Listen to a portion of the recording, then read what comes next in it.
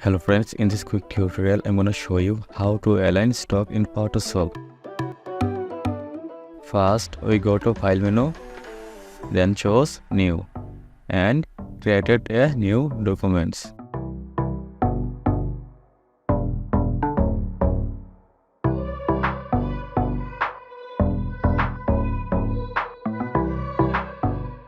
Choose polygon tool from the toolbar. Here I make a shape. Go to the fill color icon on the top menu. You can change color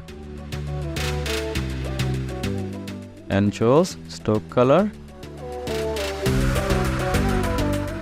and apply stoke color.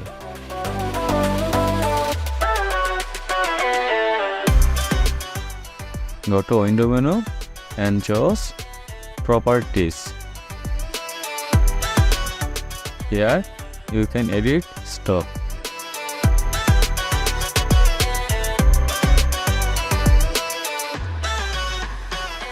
And we can make center, inside and outside. If you enjoyed this video, don't forget like, comment and subscribe.